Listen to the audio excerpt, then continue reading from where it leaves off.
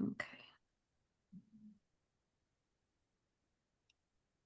Okay. All right. Can everybody see my screen? Excellent. All right, welcome everyone. Thank you so much for joining us here today. This is our Campus to Campus Global Partnerships to help future-proof your recruitment discussion. I am your moderator, Audrey Duhame. I'm based here in North America and support Acumen's partners in North America. Just some housekeeping. You'll note that there is a question and answer, a Q&A function, which we will use. The last 20-25 minutes or so, we will focus on that. So please put your thoughts and ideas in there as we are listening to our wonderful panel of speakers today. And we look forward to our continued discussions. With that, it is my pleasure to pass to that panel of speakers to begin to introduce themselves. Dr. Roger Brindley, would you start us off? Hello, everyone. My name is Roger Brindley. I am the president for Acumen in North America. For 28 years, I was a higher education faculty member. 15 of those had the great pleasure of working for the University of South Florida and then for Penn State, leading their global efforts. And for the last 18 months, I have been part of the Acumen team.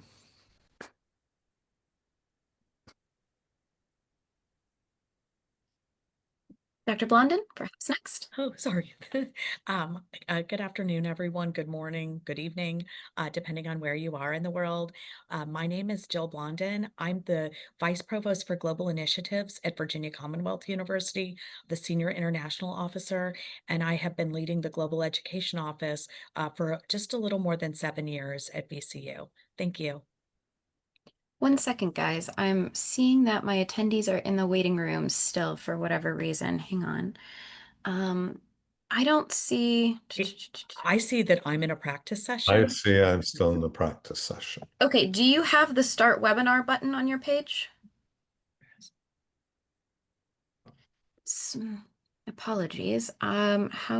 There's normally a big blue button that you use to start the webinar, and I didn't see it on my page, so I thought it had already been pressed, especially as the attendees are in the room.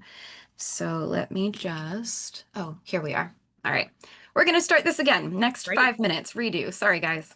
It's okay. Go ahead. All right. Welcome, everybody. Thank you so much for joining us here today for our Campus to Campus Global Partnerships to Future-Proof Your Recruitment. My name is Audrey Duhame. I'm a Director of Partnerships here at Acumen, supporting all of our North American universities, and I'll be your moderator today. With that, I want you to note that there is a Q&A function, which we will get to for the last 20-25 minutes or so of our discussion today. So please robustly use it. Throw your thoughts and ideas in there. We love to chat about it over the course of the session.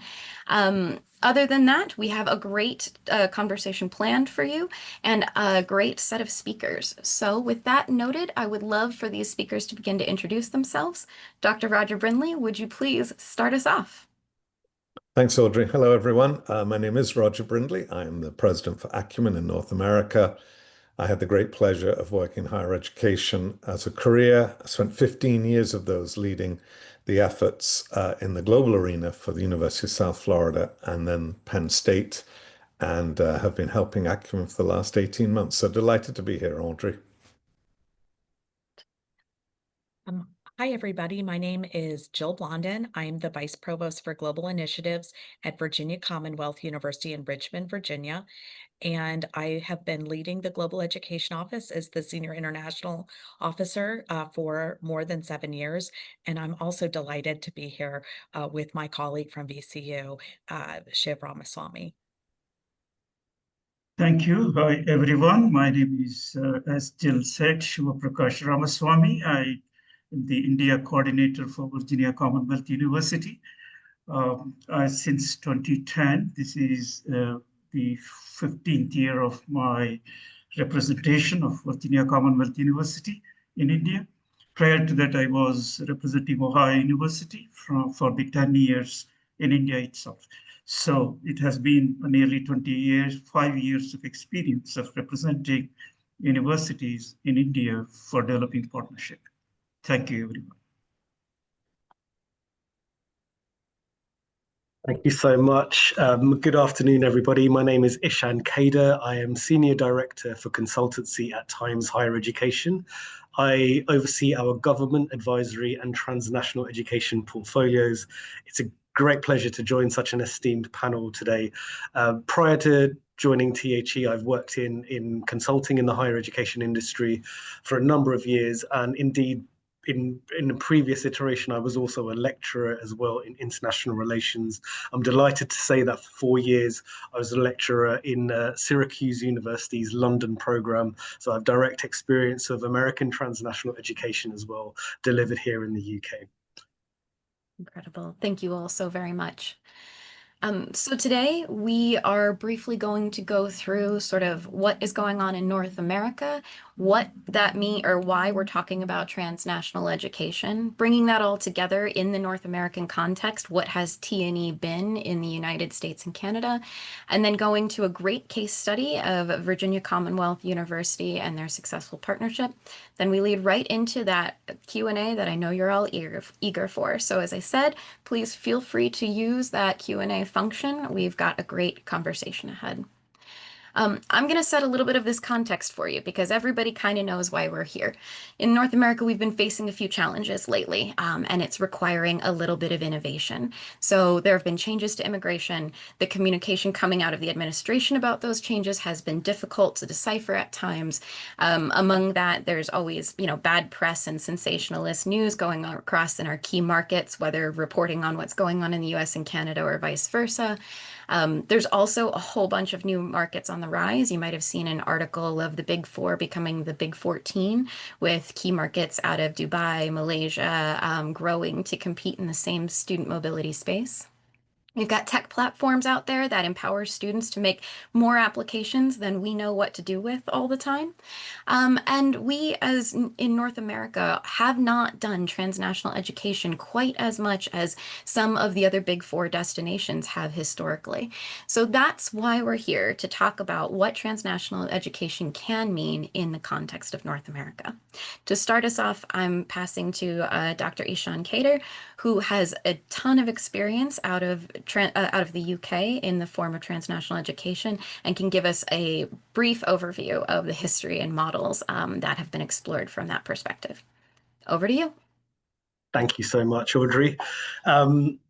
Once again, delighted to be here. I should also say at the outset, Times Higher Education have now entered into an official channel partnership with Acumen, particularly for our work in India, which is one of the fastest growing of the transnational education markets. And it's been really delightful to work with the teams in London and Delhi and now the US as well. Times Higher Education are probably best known for being one of the key global rankings providers. We also have a history of delivering high quality education news for the last 50 years.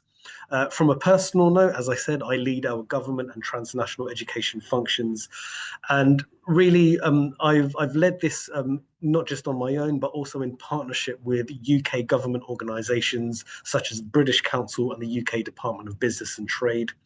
Our expertise derives not just from our data analytics, but also our market research in this area as well.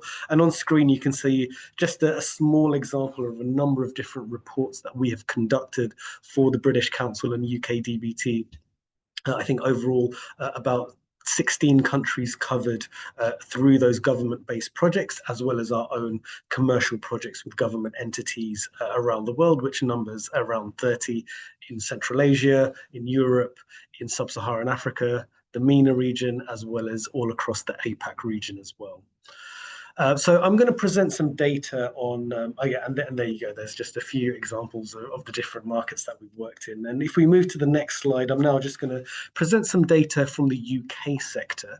I know this may not necessarily reflect trends in the US, but I think why the UK sector data acts as a good proxy to understanding the global growth and transformation of TNE as a phenomenon over the last few years.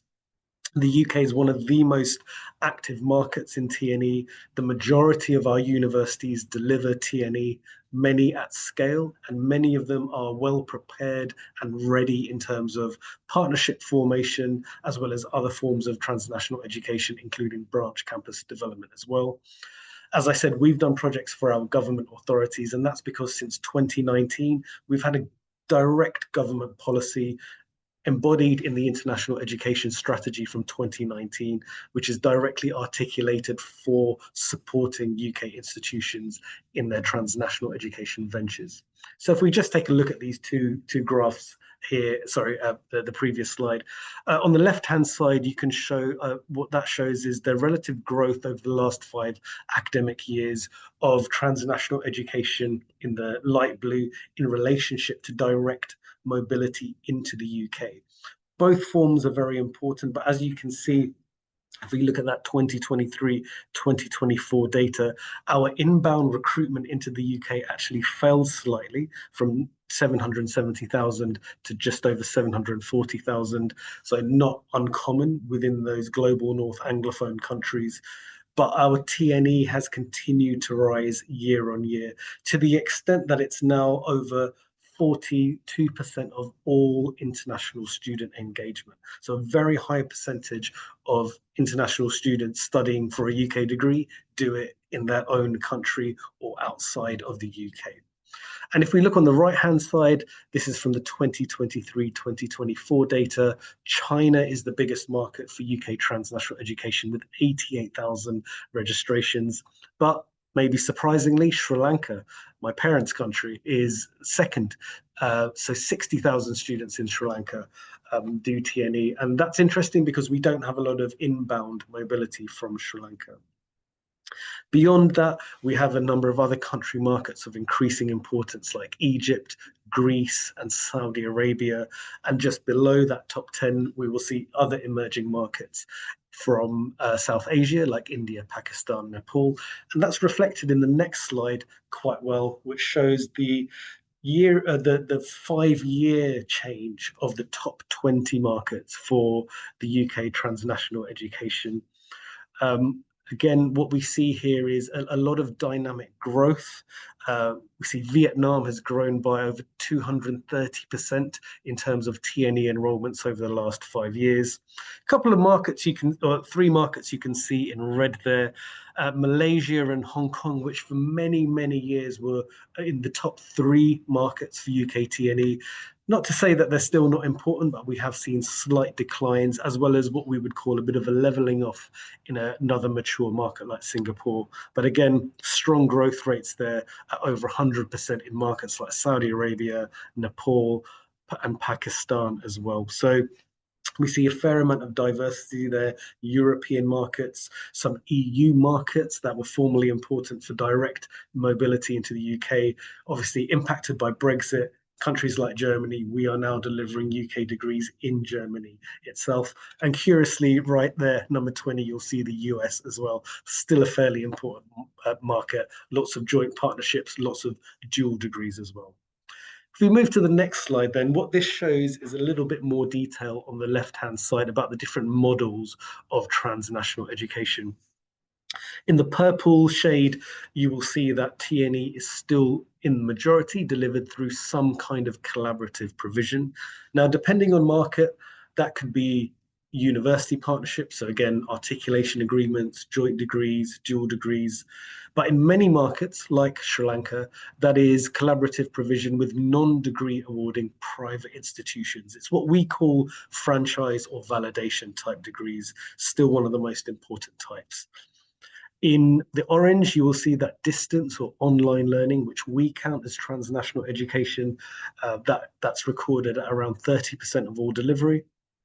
And 9% is from the international branch campus variety, probably the type of TNE that attracts the most attention and news, certainly in a market like India, where we've seen rapid development in the last year of the number of international branch campus letters of intention. At least 5 top 100 UK or top 200 UK institutions have announced their intention to set up. Southampton opened their doors just a couple of months ago. We have Liverpool, York, Aberdeen, Queen's University Belfast, all announcing their attention. Just very quickly to draw your attention on the right-hand side, in some markets we have curious phenomenon where we have some kind of market domination. So the Open University in the UK is responsible for 85% of all of our UK TNE in Saudi Arabia.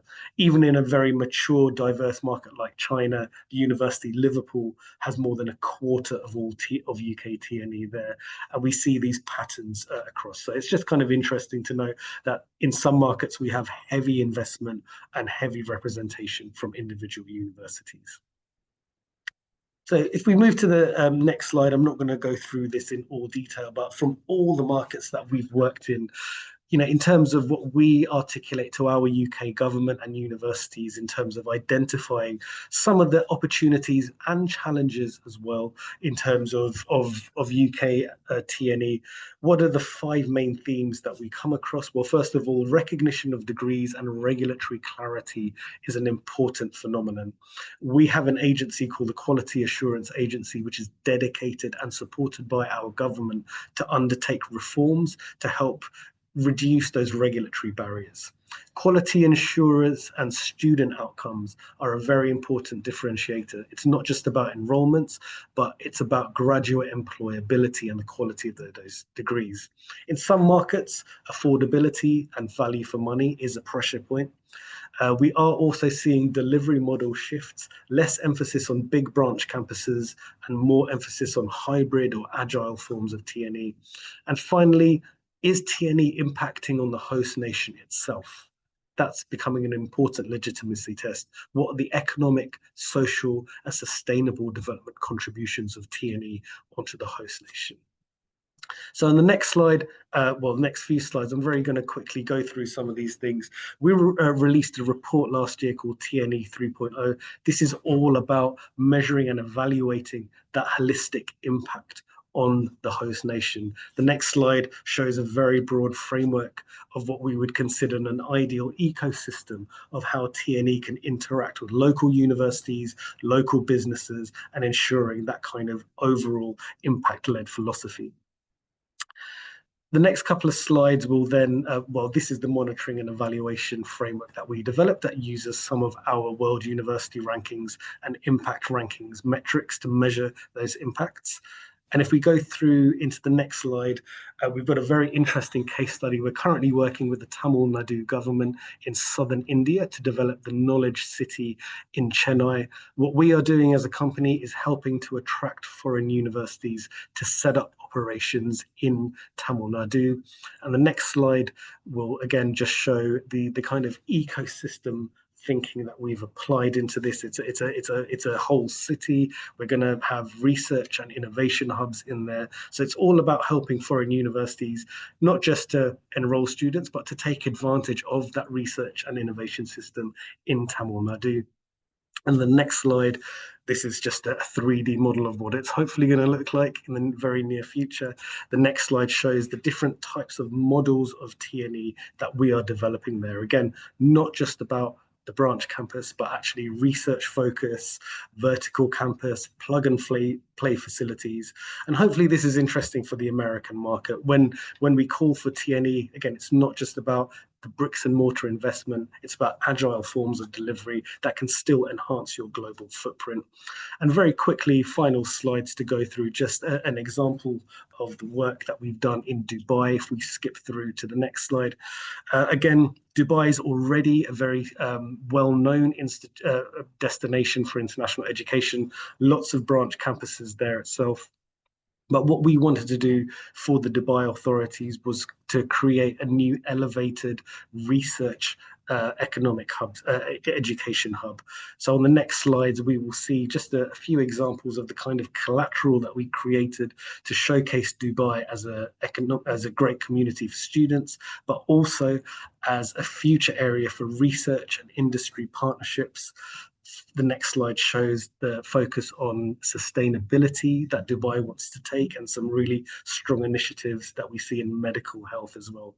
So all around the world, what we are seeing is host governments looking to incentivize entry for foreign universities, building systems that will be tailored for foreign universities to enter. The UK is doing this quite successfully. I think this is a fantastic opportune time for the US also to take advantage of these new ecosystems that are developing. So thank you for your time today. I'm going to hope the 7 minutes was okay. Hand over back to Audrey. Absolutely. Thank you so very much for that. Again, it's great to get into the nitty-gritty of what the UK has been able to explore over recent decades, and again, what THE is actively working on, especially with some key markets nowadays. I'm going to go ahead now and pass to Dr. Roger Brindley to bring this all into the context for North America. Dr. Brindley? Great, thanks, Audrey. And you know, I love doing this work when I was at one institution, but delighted to work for a company now that works with globally ambitious partners across North America. We currently have 21 partners in North America we work with at Acumen, and our job is to give you the market intelligence and the operational expertise and advice in order that you can be confident and successful in your work on your campuses. We're thrilled to work with Times Higher Ed because we think data-informed decision-making is going to be absolutely critical for you. And as a company, we're pleased to consult with many institutions on how they address the vulnerability of mobility. One more comment on this, and that is that Ishan, thanks for sharing the UK example. In North America, we have very few positive examples, which is why I'm going to keep my comments short because I really want to get to Jill and Shiv. Okay, Audrey. So one of the things that we all need to deal with here as we think about transnational education is the continuum. You know, when we hear from the Indian government, we hear about Gift City and we hear about, you know, international branch campuses and come and buy a piece of land and we'll help you bond it and you can build these huge buildings. And well, that's wonderful. I understand why national governments want to go for that sort of premium opportunity. But the reality is there are all kinds of opportunities, multiple entryways into a transnational education, from really very minimal, modest first touch all the way through various different ways that you can either think about the research of your institution, think about the academic articulation of your institution, or as we at Acumen recommend, actually, where is the intersection of your academic and your research enterprise, and how can you be have a partnership, have a TNE presence that affects multiple stakeholders on your campus. So I wanted to acknowledge how you have to think about this work. Thanks, Audrey.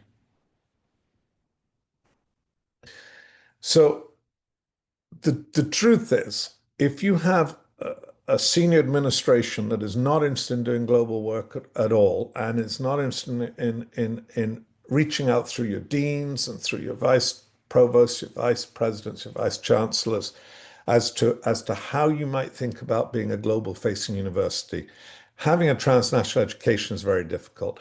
What you do has to fit with your values and your vision as a university.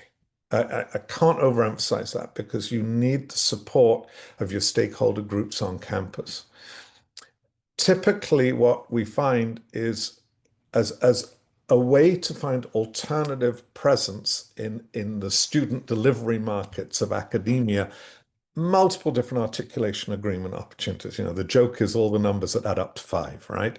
But the key point to this left-hand bullet list is that it represents multiple entry points. This doesn't have to be about full degrees. It doesn't even have to be about credit-bearing experience. It might be how you think about marrying the expertise of an institution overseas and the quality of their teaching instructors with your online platform. How this work is done depends on each country. There are some countries, India is one of them, that doesn't particularly care for a campus within a campus model and defines just how much of the instructional delivery can be online. There are other countries, Vietnam is an example of this, which is really trying through its national government to encourage foreign universities to be far more active in country. And that's where companies like Acumen and THE can help you with that process as you think about where to start. What I would say to you is that the word pilot covers a multitude of sins. You do not have to dive into the back end, into the deep end here. If you have a dean, a department that's excited, would like to try a pilot, then you've got an opportunity to collect your own data over 18 months, 2 years, and create the case to the institution of how the broader institution could get involved in this work. So you might start with individual subject area strengths on your campus. You might also need to think about what constitutes longitudinal, mutually beneficial partnership. That's really important.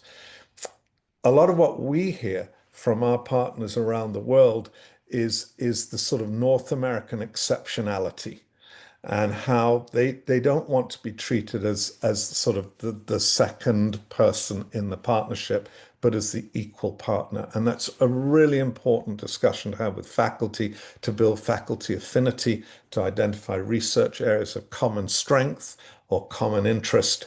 And the international and global offices on your campus can do that work. One last comment on this slide, and then I'm going to pass it over to Jill, who will share her case with you. And that's the issue of tuition schedules. You're going to have to work with your provost's office, and you're going to have to work with your CFO and your financial officers and recognize the tuition schedules in various countries. Again, companies like Acumen can give you the market intelligence you need to understand opportunities in various places around the world. But fundamentally, the fundamental proposition here is, if international student mobility is becoming more and more competitive, and if the visa processes for that mobility are becoming more and more complicated, what does it mean to be a globally facing university in North America? And I encourage all of us to think about that question. And I'm going to pass over to my colleagues at VCU to take it from here. Thank you so much, Roger. It's interesting participating as a panelist in this webinar because I have a lot of questions and I'm really excited from the presentations that both you and Ishan have given. You've given me some ideas, so I'm learning as a panelist.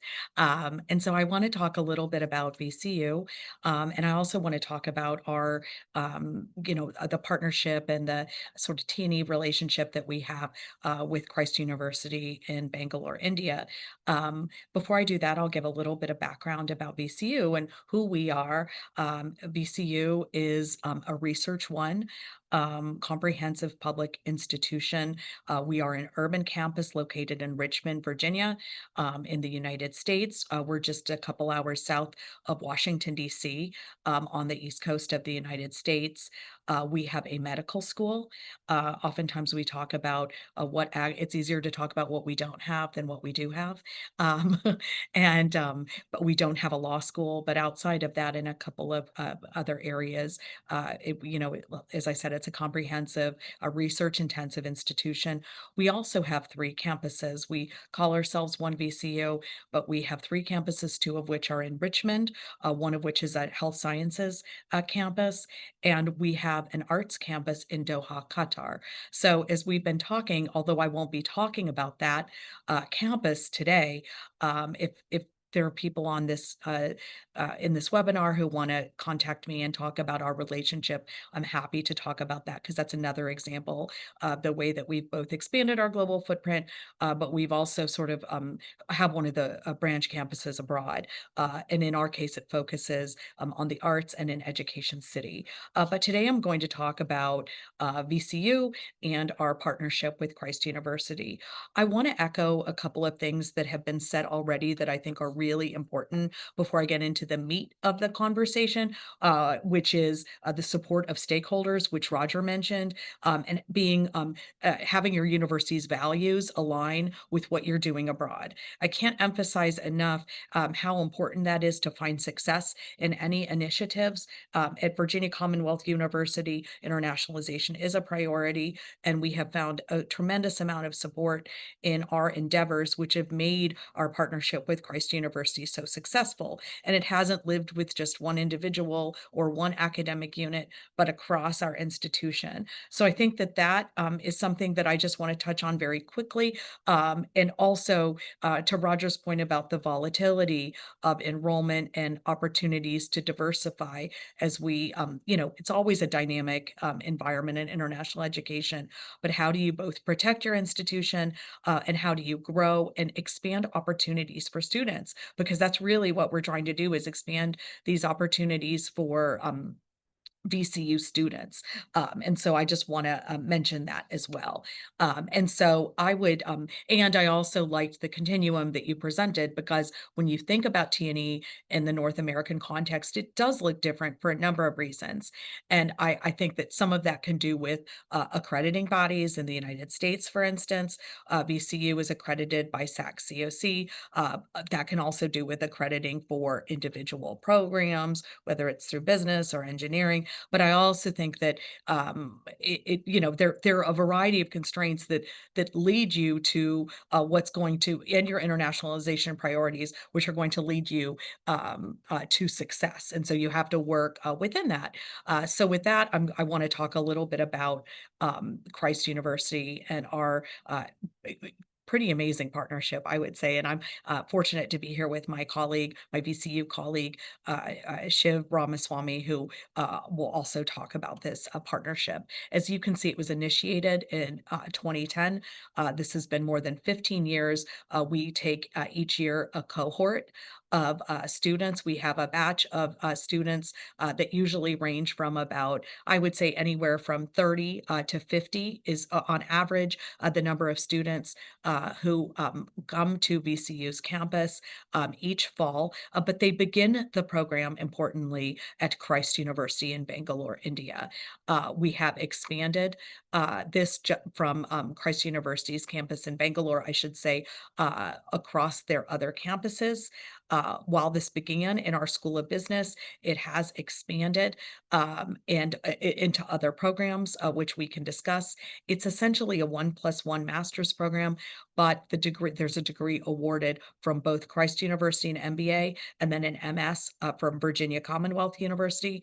And to date, and I think this is also something tremendously important, we're exceptionally proud of our partnership. We have nearly 700 alumni to date, many of whom are succeeding around the world. Half of our alumni have remained in the United States to work, while about 50% returned to India and work for companies throughout the world like Goldman Sachs, Tesla, Bank of America, PwC, Marriott International, and more. So I also think connecting that college to career piece of it is very important for the success of this partnership. Shiv, I just want to make sure that I'm not missing anything in my introduction of our partnership, if there's something that you'd like to add since you are in country. Thank you, Jill. You are right. We have been very happy with the Christ University partnership for over 15 years now. And as Jill said, we have moved from their Bangalore campus to other campuses in Pune, other campuses in Bangalore, around Bangalore, and in Delhi. So most of the universities, the large universities in India, have multiple campuses, and the number of students in each campus in undergraduate and graduate programs are massive. And the number of programs offered are also numerous. In case of Christ University, as Jill said, we started recruiting from their MBA program. Subsequently, we moved over to recruiting from graduate programs in accounting, graduate programs in data science, graduate programs in computer applications. So starting with the MBA program, we could expand the recruitment to other graduate programs. So this was a very successful experience, understanding that people, students from all backgrounds, want to have an international experience, and they see it as a valuable addition to their career. They see it's something that changes their personality. And Jill and I are very happy to be with Christ University and providing this invaluable opportunity to the students over the years since 2010. Thank you, Jill. Would you like to say some more? Yes, please. One thing that I would like to just discuss a little bit is, what this partnership's taught us and where it's headed next, because I think that there are multiple opportunities, and that's the other thing too, is that partnership, it not only does it need caretaking and to be sustainable, but there are also opportunities for growth and to flourish. And there's that at the very heart of it is that reciprocity, which I'll talk about in just a second. I think it's important to talk about how we've been able to keep this a successful partnership. And there are sort of 4 areas that I'm just going to touch on very briefly. The first of which is our focus on the student experience. I think it's really important as we talk about TNE, it's easy to talk about the institution. It's easy to talk about administration and leadership, faculty, but we really need to keep it also focused on students and what the student experience is going to be. Every time you, I think, lead with students, you're not going to make the wrong decision. And so our focus on the student experience is top of mind for VCU and for our Christ University partners, because the program also starts in country before the students come to the United States. When we set out to build this partnership, we knew there were many moving parts and that the student experience would come first. Our approach also to the Christ University partnership, point 2, is to make our vision real. Our approach was designed very carefully. While the Global Education Office provides oversight, ensuring the relationship stays aligned with the university's values and our priorities, it's the School of Business which has been given almost complete autonomy to implement the academic program. And I give a lot of credit to Nanda Rangan, who is a professor in our School of Business, who is the architect of this, not just this agreement, but also has helped it be stable. He's been an incredible partner, not just with VCU, but with Christ University, building that trust. Shaping also the students' expectations and experiences is also important, which means that we're all responsible for preparing students for the experience that they will have, because both content is delivered at Christ University as part of this program through VCU and Christ in partnership, but then also preparing students for the experience of the American classroom when they come to the United States. And this has looked different ways in terms of preparedness before students even arrive. And this is where Shiv has played such an important role, organizing those frequent touch points. And Shiv, I don't know if you want to address that, but we have somebody on the ground who is in constant contact with the current batch, the next batch, if you want to talk about that a little, Shiv. Thank you, Jill. Yes, I think I agree. Students' experience of transitioning from Christ University to VCU is the most important thing we have been addressing since 2010. We wanted students to be successful. We wanted students to be ready to the American classroom. We wanted students to be have a smooth transition culturally. So therefore, we have had multiple touch points. The students spend 1 year at Christ University before arriving in VCU. So we had ahead of time, we knew who are all coming. We knew we could meet them online. We could talk to them. We could understand what their expectations are. We could also shape their expectations in some way. So that way, every year we have the faculty members. As I know, 8 to 10 faculty members visit Christ University. They keep meeting these students in person. Then we have online sessions about the VCU programs, choices, and concentrations, and also what are the skills they should bring along to succeed. So these kinds of preparing students before they arrive in VCU made a lot of difference. In addition, I would like to mention we ran a short-term online program for students to skill them up in terms of their ability to deal with the data, like using Excel, spreadsheet-based modeling, using functions. So make them look smarter and also be competitive in the US classroom. So these are the the actions we took through various multiple touch points helped us to help students to succeed in the US program. Over to Jill.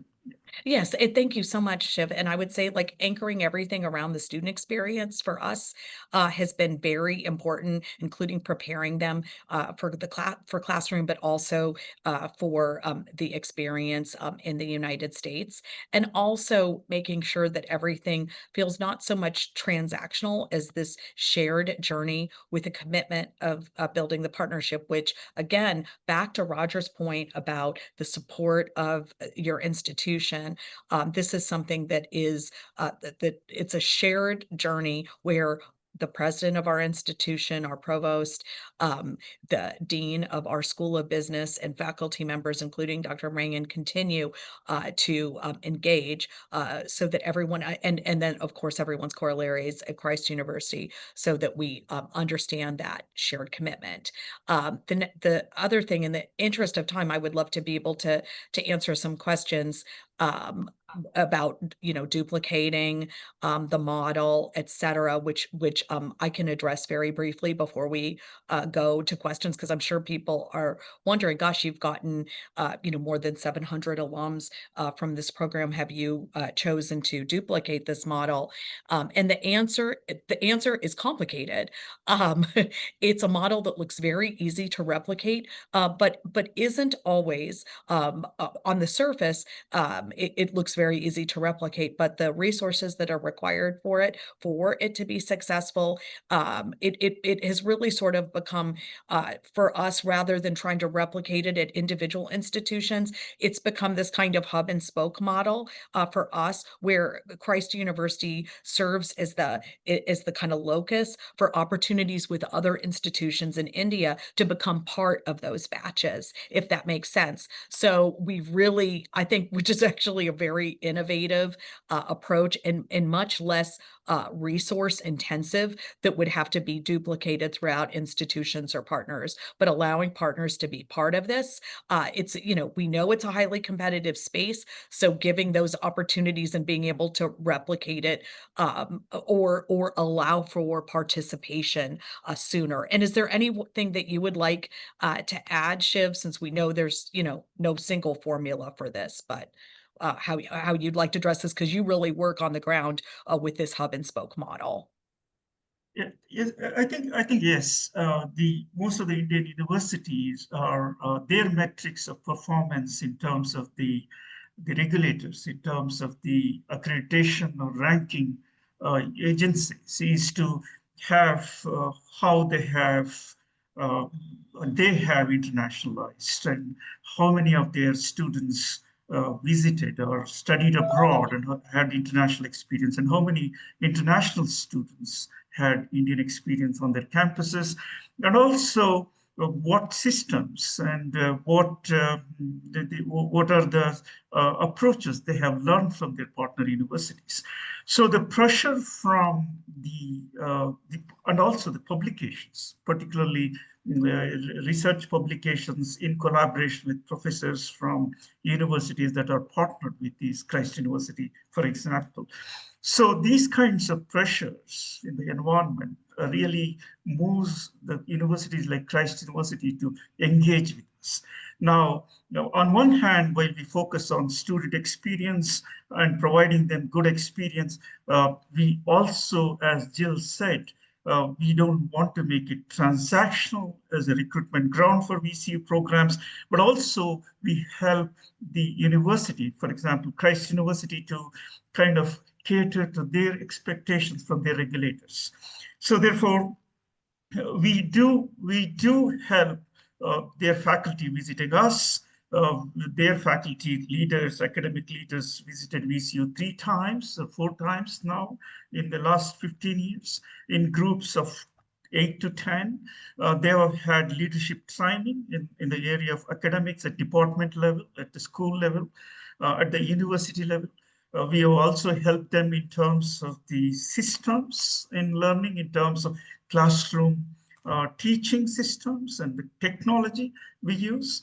So these kinds of things makes Christ University, the VCU is a very valuable partner, not just, students from there are getting degrees and having good experience, but institutional benefits we provide to Christ University makes us a really valuable partner. I think, as Jill said, this kind of twin approach of student success and being valuable to our partners at the same time has made this relationship very successful. Over to you, Jill. Thank you so much for saying that, Shiv. And and Audrey, I'm going to turn it over to you because I think that people probably have questions. There's so much more we could say. Which is fantastic, and I'm elated that, again, it's such a great discussion here. So we've got a couple of questions in the chat in the Q&A. I am going to start with the first one and just briefly touch on what Adam has requested, which is, how does the percentage of transnational education versus on-the-ground education compare in the US to some of those statistics we saw out of the UK? Now, I am going to pass to our panel to answer, but I think it's important to keep in mind that, as we learned, there is a Transnational Education Quality Assurance Governing Board in the UK, which makes a little bit of this information easier to obtain as it is centrally tracked. As you know, in the US, and I can't speak for Canada yet, at that opportunity, we can look further into that. We don't have such a thing. We have a bit more of a hodgepodge. And so, again, we know it's a little bit less from our experience. We can make some generalizations, and I'll pass to Roger to speak to a little bit more on that. I can only go with generalizations because there is no national clearinghouse data on this at this time, although there are probably ways to dive into it in various ways. What I would say to you is, and part of the reason why we asked Ishan speakers, because there are very, very few successful models of US higher education in the transnational space.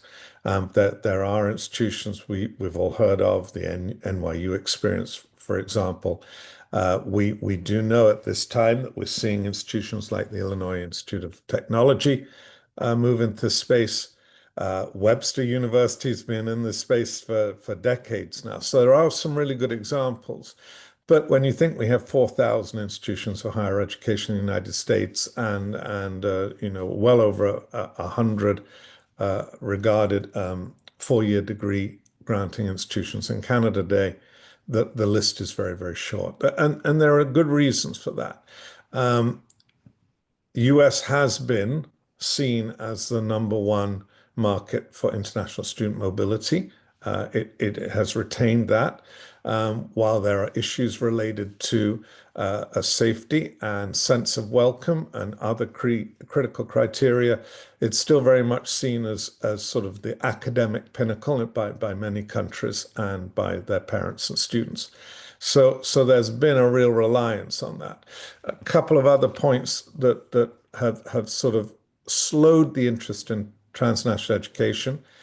In the United States today, only about 5%, less than 5% of all our students are international students. Compare that to Australia, which is, depending on the institution, some of the largest Australian institutions are 25, 30, 35% international. And so you see that if you look at the Open Doors IIE data, you can see that 25% of all the international students in the United States are studying at just 20 universities. So we've been slow into this space, and that is why we've got to do a lot of foundational work at this time.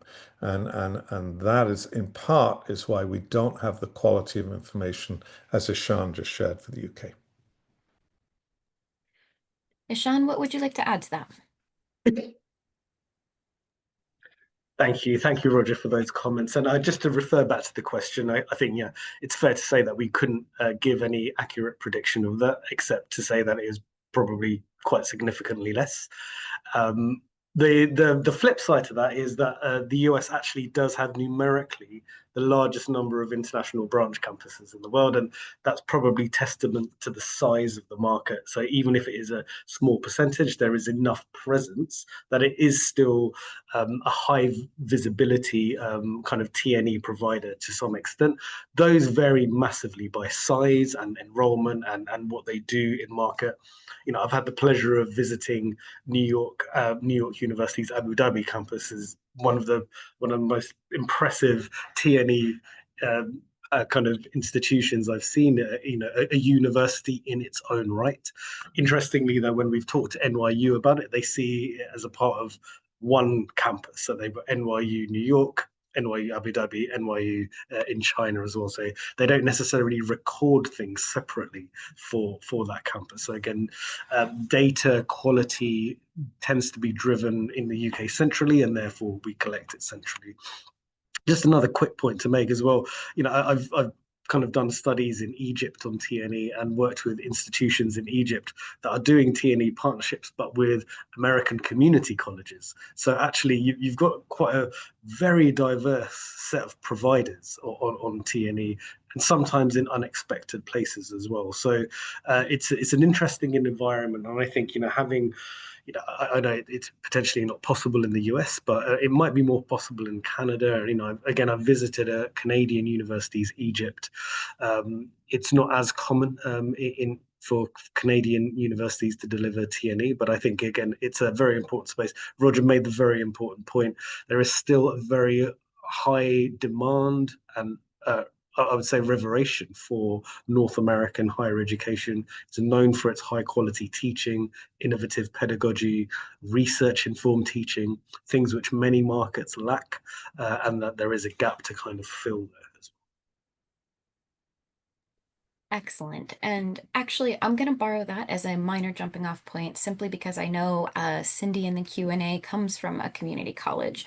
And so they're looking this direction. And I just want to raise her question, which is about sort of that tuition scheduling adjustment. How has VCU adjusted some of those finances, and what was, you know, the process of making sure that that was done appropriately for a successful partnership?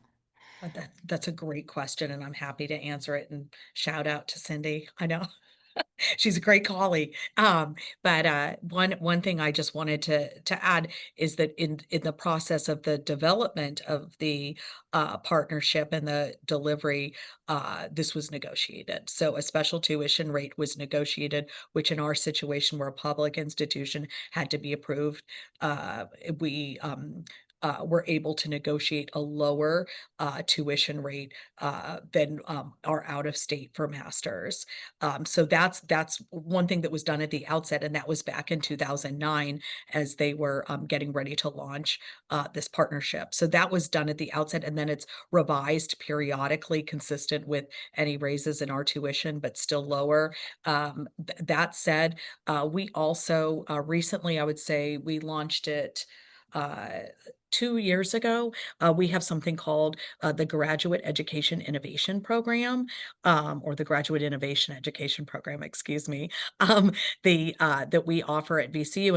And what that is that we have a special rate of tuition for specific master's programs at our institution that are lower than out of state. And this is for all out of state students, of course, of which international students are. So we have specific programs. Originally, we launched this 2 years ago just in engineering and business. It's since expanded so that into other areas, including areas on our health sciences campus, but also within our College of Humanities and Sciences, our Wilder School of Government, so that students can, out of state, can engage at a much lower set price point for the totality of the program, which makes these programs much more financially competitive for students to get these credentials. So that's also something that we had approved, but something that we have worked in partnership, the Global Education Office, in partnership with the graduate school and other academic units. Once academic units saw the success of the GEIP, then other programs signed on. So I hope that answers your question, and feel free to reach out if there's some specificity that you'd like. Excellent. Thank you so much. I am going to apologize to Jane because I would like to direct you to the numerous reports that both Times Higher Education and Acumen have done on relevant landscapes about countries desiring transnational education. We're running out of a little bit of time, so I think it would be difficult to talk about the key markets that are on the rise outside of what we already saw. And I would like to instead pass to the panel to sort of give your, what is the number one thing that you would recommend to a university who's starting on their journey in transnational education? The one piece of guidance that you think is just important to keep above all else as you move forward and try to innovate in this space for your institution?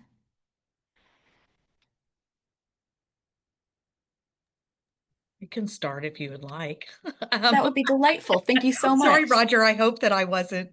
I guess I'm just excited to share.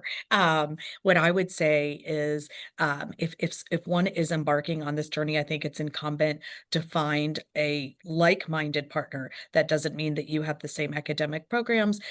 But it does mean that you have that same commitment, and that you to the relationship and to the relationship sustainability and building, and that there's an openness of communication. I also think laying out at the onset what the expectations are is going to be important. And I think that this sounds very obvious, but I think as people begin to build and dream, sometimes they forget, to make sure that those interests and commitments are matched.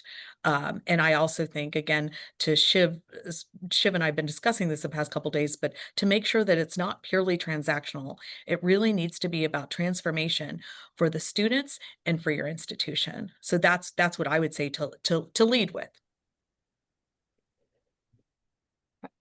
Yeah, I was going to say something similar, Jill. All relationships need care and attention if they're going to be successful. If you think about the relationships in your personal life, you know this to be the case. There's nothing different here. You need enthusiasm, you need commitment, you need people who are willing to roll up their sleeves and be very present with each other to be successful. If you can institutionalize those values, then you can manage changes in leaderships and retain the experience. And I think that's a really important point. Audrey, I'm going to have a very quick go at answering the question nonetheless. Great. Acumen is finding a lot of our North American partners are now talking to us about Southeast Asia. You saw the graph there from Ishan, and it showed Vietnam. There's significant opportunities developing now in Malaysia, in the Philippines, certainly in Indonesia, and even into Thailand. So I encourage people to think about what diversity means in the context of the geographic regions of the world you work in, and in the context of your strengths as an institution and where your institution has existing relationships that you could leverage for your best interests.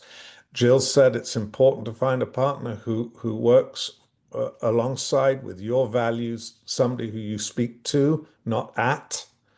And we, again, at Acumen, we spend a lot of time trying to create those kinds of customized opportunities. So thank you, Jill. Really important point. While we are at the top of the hour, I would love our panelists to continue to answer that final question for anybody who's willing to stay on. Ishan? Sure. Yeah, I'll just answer this, I think, with my consultant and global advisory hat on. So maybe slightly different viewpoint from the institutional one. Choose your country market very carefully. Roger gave a great list of emerging opportunities there as well. You know, you've got to think about, even before you finalize any partnerships, you've got to think about the regulatory environment, the operational environment, the commercial environment, the continuity environment within there as well, which there's of course all sorts of other risks that I'm sure universities are very adept at assessing themselves. You know, it goes beyond thinking about what the student pipeline might be. I would encourage all of you to think about not just your institutional mission and what this TNE partnership is going to do for your institution, but what that TNE partnership is going to do for your partner and for the host nation as well. As I said, those impact-led, you know, impact doesn't mean massive economic contributions or massive transformations. It can be local, it can be regional, it can be subject specific, and it can be sustainable development goal. There's many ways of doing it, but whatever you're doing, make sure that you are developing, you know, robust monitoring and evaluation systems to ensure that you can have that evidence base as well. Excellent, excellent. And Dr. Shiv, from an India perspective, your boots on the ground, what is your key top point about institutions looking to develop transnational education in the space? I think there is a great opportunity in terms of the demography, both in India and most of the South Asian markets. There is a lot of connectivity now. The students and the families are aware of opportunities for education abroad. The new generation is much more comfortable traveling and going through the culture. So there is a lot more openness. These markets are evolving and most likely to be contributing more in terms of the student enrollments, either in any of the models we have discussed today. There are certain concerns. One that we have to pay attention to. These markets are certainly price sensitive. These markets are culturally different. They tend to be a lot more from the word of mouth rather than advertising in a big way. So creating that word of mouth, creating that experience transmitted from current and alumni to the prospective students, that I think is the way forward for attracting. I think the number of students wise, there is a huge potential. Every university has to kind of look at what it wants from this and kind of create that unique experience for those students. So I see a great opportunity going forward. There will be difficulties now and then as we experienced during COVID, as we are experiencing this year, a bit of perception. But I think in the long run, these things pay off, and therefore staying put in the market makes sense for the international universities in India and elsewhere in the Southeast Asia. Thank you so much. Audrey, I know we're out of time. I just think it's really important we all understand the market is not going away. The demand for exemplary higher education around the world is rapidly increasing and will continue to do so. So the question is, what is the role and place of your institution in that phenomenon? Exactly. So thank you to everyone here today, to all of our panelists for sharing your astounding expertise. It's clear that, again, transnational education is an opportunity for North America to innovate in a more challenging and competitive landscape than we've been before. It's based off of keeping students at the forefront of what you do to meet their demands and create a student experience that will drive them in their careers and their impact in their local communities, as well as being thoughtful about the partners that you create and maintaining those relationships and alignment throughout that time. So once again, thank you to everybody, all of our attendees. Thank you so much for your questions, for staying on with us. Apologies for the late start. To our panelists, once again, thank you so much. It has been a great conversation. Have a wonderful rest of your day, everyone. We'll send you a follow-up email. We'll send you some content, and feel free to give us any further questions. We're always happy to continue that conversation one-on-one. Okay. Thank you so much. Thank you, everyone. Thank you. Thanks for the great To questions. everyone. Thank you. Thank you.